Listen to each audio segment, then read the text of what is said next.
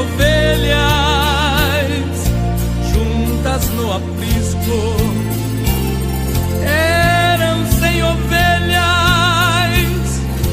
que a amante cuidou.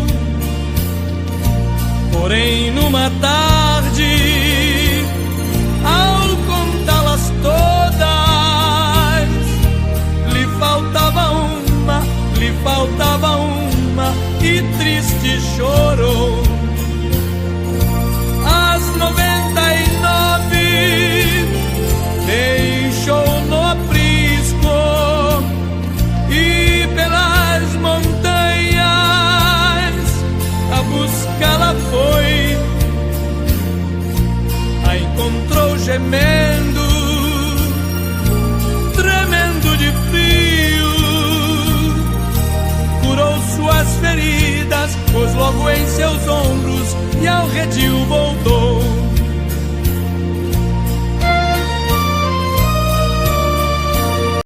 Pai, agora o teu Espírito Santo já se fez presente aqui neste lugar.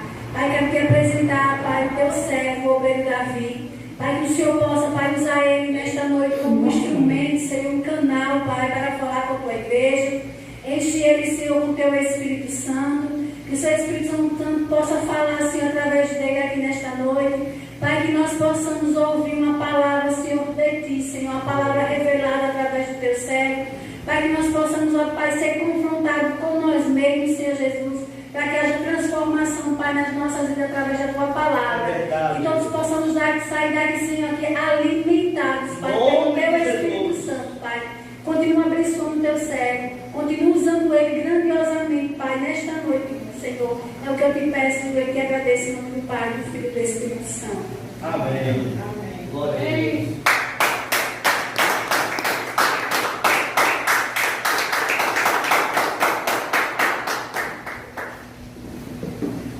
A paz do Senhor, igreja. Amém.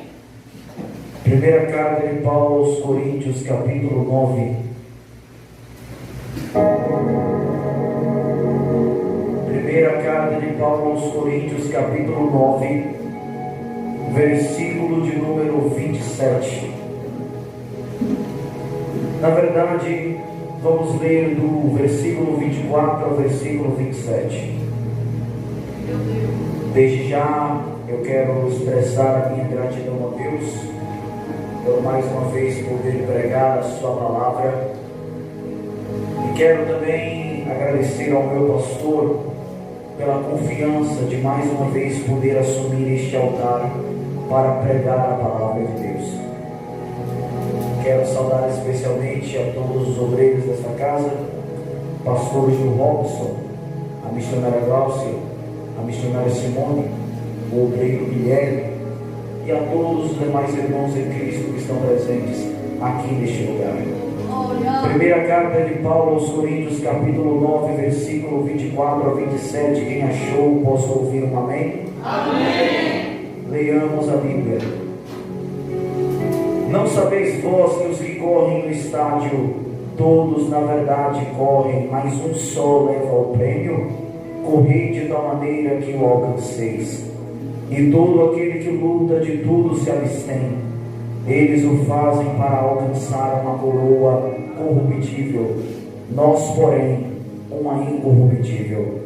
Pois eu assim corro, não como a coisa incerta, assim combato, não como batendo no ar. Antes, subjugo o meu corpo e o reduzo à servidão, para que, pregando aos outros, eu mesmo não venha de alguma maneira a ficar reprovado. Irmãos em Cristo, só até aqui.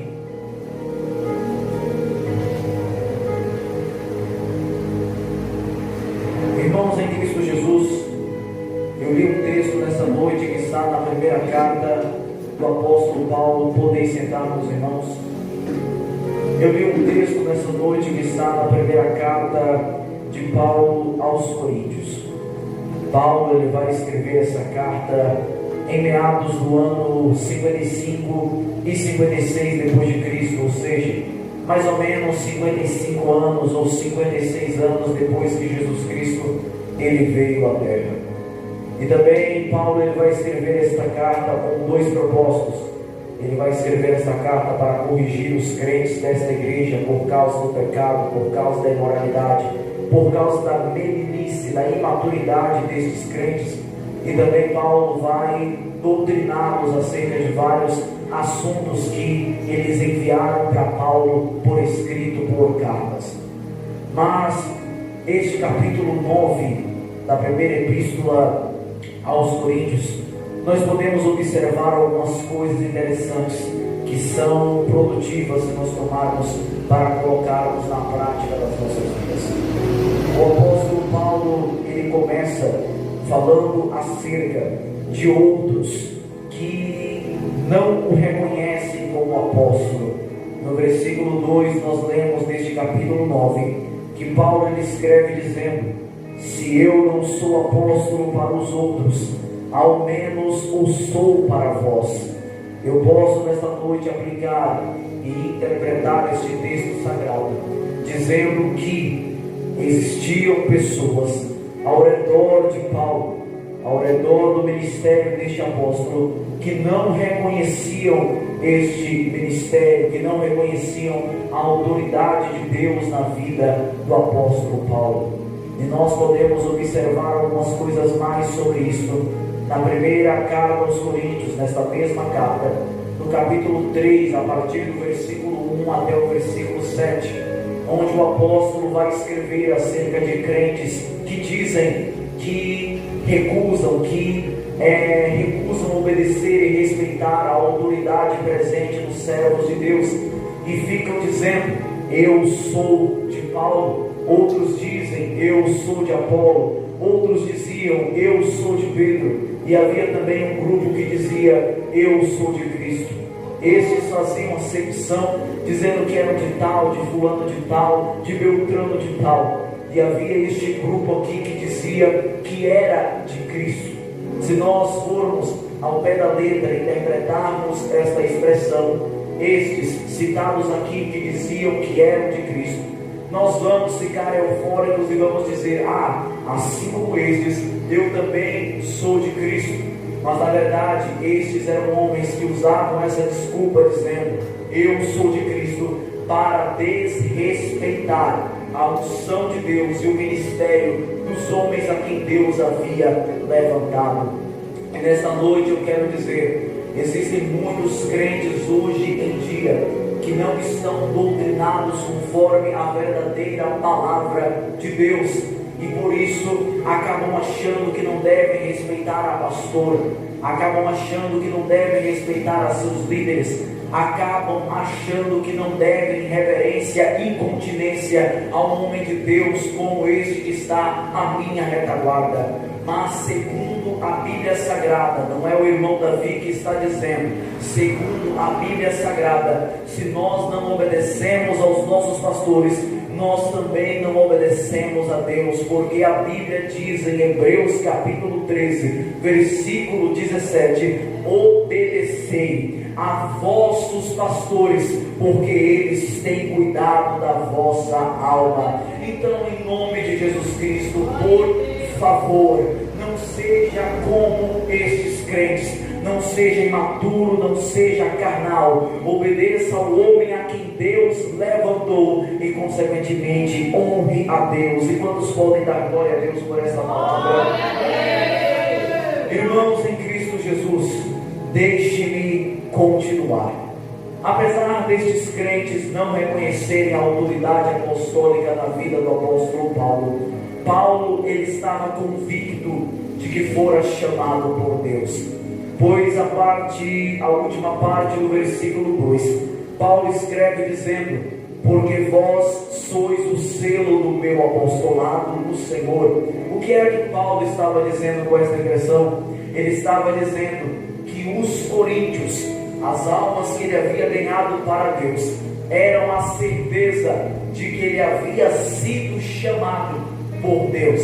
Eu vou repetir: os coríntios, as almas que Paulo havia ganhado para Deus, eram a certeza de que Deus havia vocacionado, que Deus havia chamado a Paulo. E infelizmente existem muitas pessoas pessoas querendo desfazer aquilo que Deus já demonstrou através de nós, mas aquilo que Deus já mostrou e fez através de nós.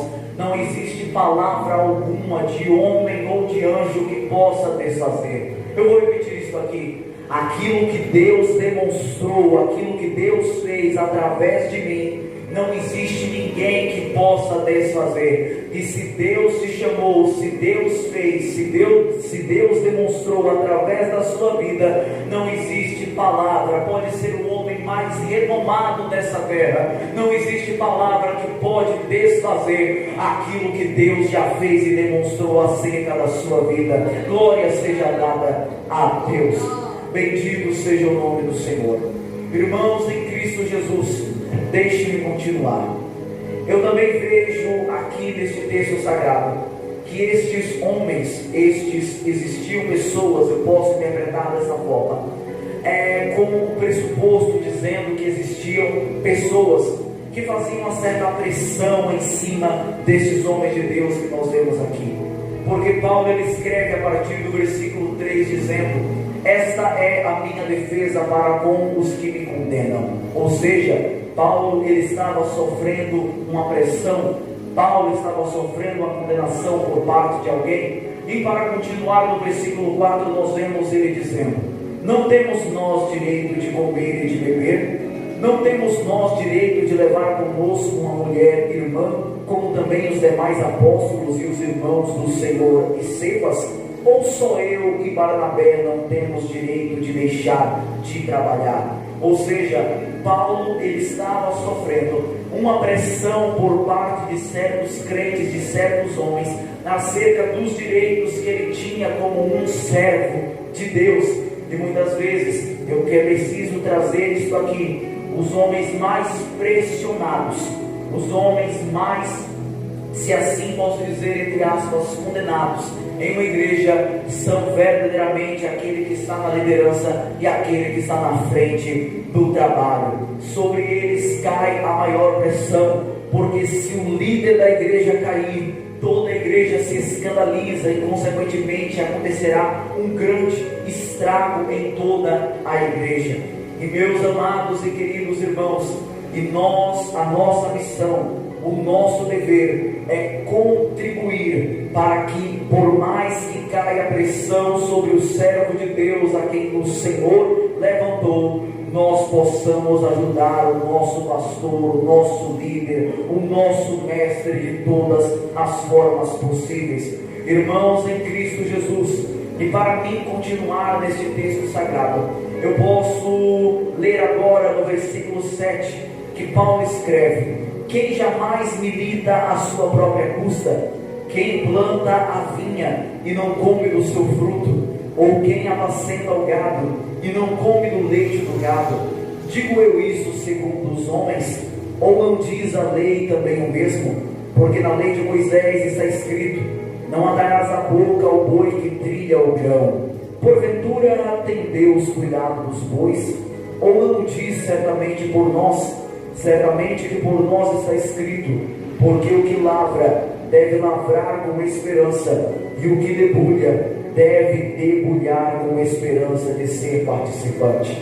Meus queridos e amados irmãos, eu leio que Paulo, ele cita essa escritura que está no Velho Testamento: não atarás a boca ao boi que trilha o grão. Como que Deus, ele de certa forma estava falando de um certo cuidado que ele tinha para com este animal de carga, pois este animal ele estava a trabalho, e por isso a sua boca não deveria ser atada quando ele estivesse a trabalhar, a fazer o seu serviço. Mas tudo isso aqui, este texto sagrado do Velho Testamento, está apontando para o cuidado de Deus dos seus servos no Novo Testamento. E nós vamos ver lá mais para frente, na segunda carta de Paulo a Timóteo, Paulo ele fazendo um paralelo com este texto, com o que o Cristo disse em Mateus capítulo de número 10, salve se engano, que digno é o obreiro do seu salário. E segundo Aldeir Nelson Rocha, o salário do obreiro não é nada mais, nada menos do que o prato de comida, ou seja, a provisão necessária para o obreiro sobreviver, para o homem de Deus sobreviver. Como está escrito na primeira carta de Paulo a Timóteo, capítulo 6, versículo 8: tendo, porém, sustento com que nos cobrimos, estejamos com isso contentes. Mas não é isso que eu quero trazer aqui. Nós temos esse texto sagrado. Eu posso nessa noite, na aplicabilidade deste texto, Paulo, ele estava sendo condenado de certa forma. Paulo, ele estava sofrendo opressão e estava também sendo condenado de certa forma. Mas Paulo, citando este texto, nós vemos e podemos dizer que Deus cuida daquele que está fazendo a sua obra. Meus queridos e amados irmãos, o Deus que chama é o Deus que capacita. O Deus que capacita é o Deus que usa. O Deus que usa é o Deus que se responsabiliza. O Deus que se responsabiliza é o Deus que cuida. E o Deus que cuida é o Deus que providencia. E o Deus que providencia é o Deus que surpreende os seus servos na face da terra. Irmãos em Cristo Jesus, por favor, quem está a serviço de Deus nessa terra, ele pode passar por todo tipo de dificuldade, mas pode ficar tranquilo. Nem que Deus tenha que fazer os corvos trazerem pão e carne, e ele tenha que beber da água do ribeiro. Deus vai cuidar sim do seu servo que estiver a seu serviço. Irmãos em Cristo, na aplicabilidade, na aplicação do versículo 10, onde o apóstolo Paulo, ele escreve: ou não o diz certamente por nós. Certamente que por nós está escrito: porque o que lavra deve lavrar com esperança, e o que debulha deve debulhar com esperança de ser participante. Nós podemos, existe este paralelo, existe essa simbologia, existe essa representação na Bíblia Sagrada, de que ao fazer a obra de Deus é como se fosse um trabalhador que estivesse em uma plantação e ele fosse colhendo, que nós podemos dizer que essa simbologia, essa tipologia aponta para um pregador do Evangelho que está colhendo as almas. E aqui Paulo, ele está falando acerca de lavrar, de trabalhar, com a esperança de ser participante da colheita. E sobre lavrar e sobre colher, está escrito no Salmo 126, verso 5: os que semeiam em lágrimas cegarão com alegria. Também está escrito em Gálatas capítulo 6, versículo de número 7: não erreis, Deus não se deixe escarnecer. Tudo que o homem semear, certamente ele ceifará. Nós tomamos este texto de Gálatas capítulo 6, versículo 7 como uma ameaça, como um juízo de Deus.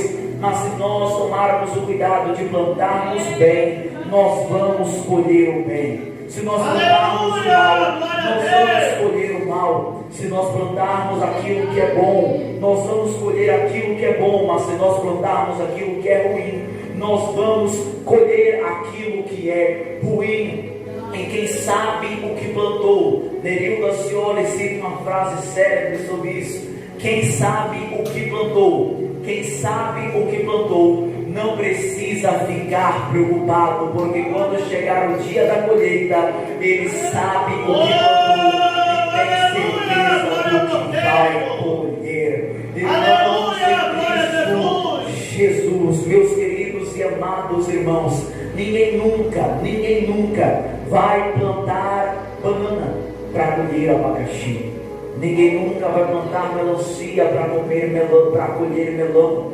Ninguém nunca vai plantar nenhuma fruta para colher, nenhum vegetal para colher, nenhum legume para colher. Ele vai colher outro legume diferente daquele que plantou. Se você plantou uma coisa, você vai colher essa mesma coisa. Se você fez aquilo que desagrada a Deus, você vai colher o mal. Mas se fez aquilo que agrada a Deus, se prepare para colher aquilo que é bom da parte de Deus.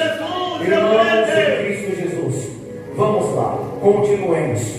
Irmãos, este texto sagrado nós vemos aqui no versículo 18, 19 e 20, que Paulo ele escreve dizendo: logo, que prêmio tem que, evangelizando, proponha de graça o Evangelho de Cristo, para não abusar do meu poder no Evangelho? Porque, sendo livre para com todos, fiz-me servo de todos, para ganhar ainda mais. e fiz-me como judeu para os judeus, para ganhar os judeus, para os que estão debaixo da lei, como se estivera debaixo da lei, para ganhar os que estão debaixo da lei, para os que estão sem lei, como se estivera sem lei, não estando sem lei para com Deus, mas debaixo da lei de Cristo, para ganhar os que estão sem lei. Meus queridos e amados irmãos, por mais que nós às vezes digamos que não, ou achemos que não, existe uma certa barreira entre os crentes em Cristo e o mundo, e esta barreira está no fato de nós sermos pessoas transformadas, mudadas, com o mundo ser composto de homens e mulheres que ainda estão na devassidão, na perversidade, vivendo no pecado. Mas o nosso ser, pessoas transformadas, pessoas mudadas por Cristo, não impede que nós deixemos todo o nosso ego de lado e nos façamos assim como eles, não vivendo no pecado, mas sejamos participantes da miséria deles, de certa forma, para ganhar a eles, pois nós não vamos ganhar ninguém para Jesus apenas sentado em uma cadeira confortável como essa. Não vamos ganhar ninguém para Jesus apenas como muitos ficam em uma casa como essa, com uma cara parecendo que comeu giló com sal, não dá glória a Deus, não faz nada, fica com a cabeça baixa aí. Não vamos ganhar ninguém para Jesus fazendo nada disso. Só vamos ganhar alguém para Jesus quando nós tomarmos a decisão de deixar o nosso eu, o nosso ego de lado e sermos participantes da miserabilidade, da miséria das pessoas que estão aí fora. Irmãos em Cristo, eu quero continuar, já está perto de eu terminar e eu quero deixar alguns minutos para ter credibilidade na casa. Nós vemos aqui no versículo 24, 25 e 26, que eu gostaria de ler novamente, onde Paulo ele escreve dizendo: não sabeis vós que os que correm no estádio, todos na verdade correm, mas um só leva o prêmio? Correi de tal maneira que o alcanceis. E todo aquele que luta de tudo se abstém. Eles o fazem para alcançar uma coroa corruptível, nós porém uma incorruptível. Pois eu assim corro, não como uma coisa incerta, assim combato, não como batendo no ar. Irmãos, a Bíblia revela essa simbologia, a Bíblia revela essa tipologia da vida cristã, dizendo que a mesma é uma carreira, é uma corrida, e todo crente em Cristo que aceita Jesus se torna participante dessa corrida. E sobre essa corrida, para me encerrar, Paulo ele escreve na segunda carta a Timóteo, capítulo 4, versículo de número 6 ao 8, dizendo: Timóteo, eu já estou sendo oferecido por aspersão de sacrifício, e o tempo da minha partida está próximo. Mas Paulo ele diz no versículo 7: eu combati o bom combate, eu terminei a carreira, e mais eu guardei a fé. E no versículo 8, Paulo também escreve dizendo assim: desde agora a coroa da justiça me está guardada, a qual o Senhor, justo juiz, me dará naquele dia, e não somente a mim, mas a todos quanto amarem a sua vida. Irmãos em Cristo Jesus, nessa carreira, nessa corrida, não é como é no mundo,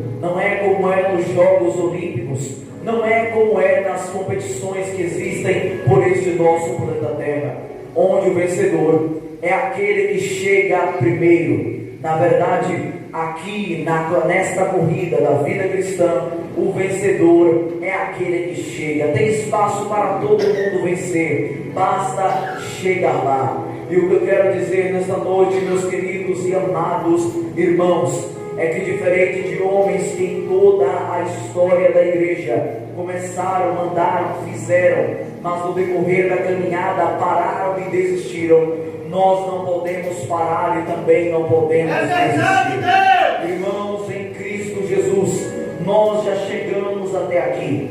Eu sou o mais novo aqui nessa casa, talvez na fé. Irmãos em Cristo, e há muitos aqui que já passaram por todo tipo de coisa, que já passaram por todo tipo de tribulação, e passando por todo tipo de tribulação e por todo tipo de coisa, agora é que você não pode parar mesmo, pois Jesus já está para voltar. Irmãos em Cristo Jesus, e agora para me encerrar e sentar, eu gostaria nessa noite de dizer que se nós mesmo diante de todo o problema e tribulação que estivermos passando, apesar da Bíblia dizer na primeira carta de Paulo, na segunda carta de Paulo aos Coríntios, capítulo 4, versículo 17, que a nossa leve e momentânea tribulação produz para nós um peso eterno de glória. Irmãos em Cristo, apesar de tudo isto, há algo que está preparado para nós, e assim como Paulo escreveu aqui, a coroa incorruptível de glória, um lugar onde não se compara a nada nessa terra. Irmãos em Cristo Jesus, e um dia, quem sabe, se Jesus não voltar, eu, Davi Guilherme, talvez visite o Burj Khalifa, que é o maior edifício do mundo, o maior prédio do mundo, que fica ali na cidade de Dubai, nos Emirados Árabes. Quem sabe eu, Davi Guilherme, também passe ali pelo World Trade Center, nos Estados Unidos da América. Quem sabe eu também, Davi Guilherme, um dia visite a cidade de Tóquio, que é a maior metrópole dessa terra, e passei por ali, quem sabe coma um sushi com alguns amigos.